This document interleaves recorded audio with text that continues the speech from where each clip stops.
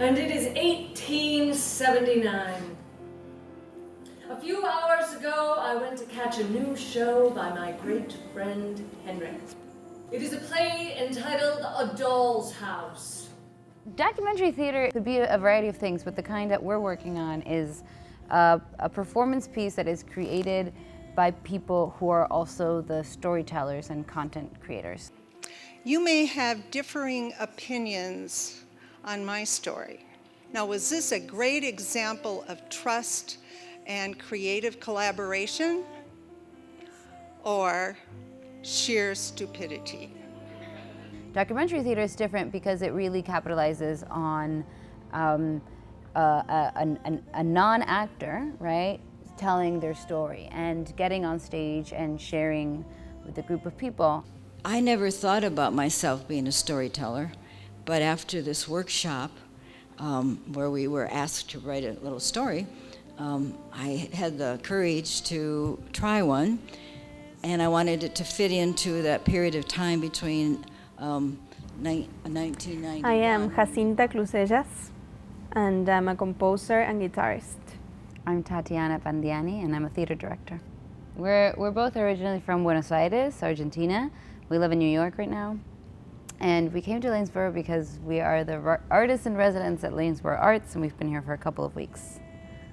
When Tatiana found about this residency opportunity, and we started talking about it because we were already collaborating on other projects. We both knew that our residency here should have some aspect that involved the community, that it's not just a residency that an artist comes to develop their own work in the room, that it has to be connected to the community.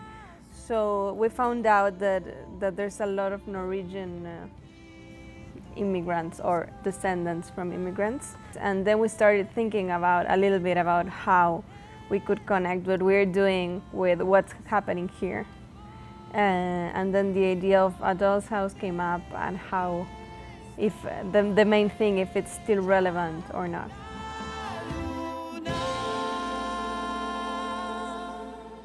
I was remembering recently that the first time I ever read Doll's House, it was actually in Spanish, because I read it in high school.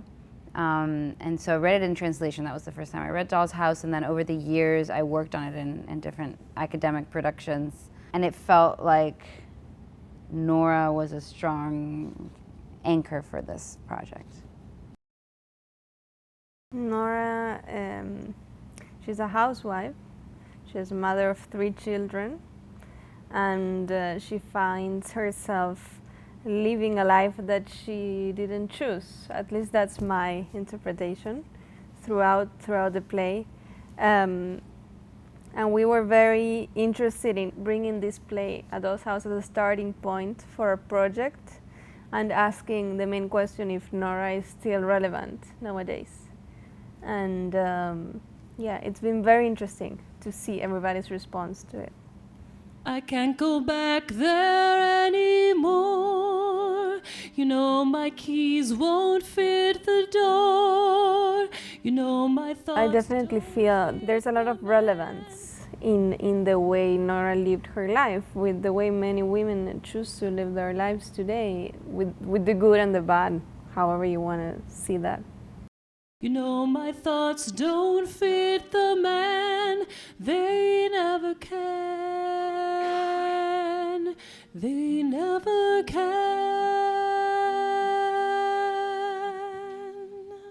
So tonight is the capstone performance of Nora. So it's a presentation of some of the work we've been doing with the collaborators, the local collaborators that were part of it. And so it's a combination of text from the play, poetry written by the participants, stories told by the participants through photography and memories that they brought in and we shaped into stories, some music, and then some reviews, some original reviews of A Doll's House from 1879. So it's an eclectic presentation of different kinds of materials, a collage of sorts, kind of like a performance collage, all connecting via Nora, right, as a central figure. Our objective was to serve as guides and as editors, but the piece is not about us or our experience. It's about them and their experience. So they were really, hard at work creating content, whereas we were on the outside guiding and shaping their work. We found people to be very engaged, very active, very motivated, and yeah, it's inspiring. It's very inspiring to see people who have such a beautiful lifestyle.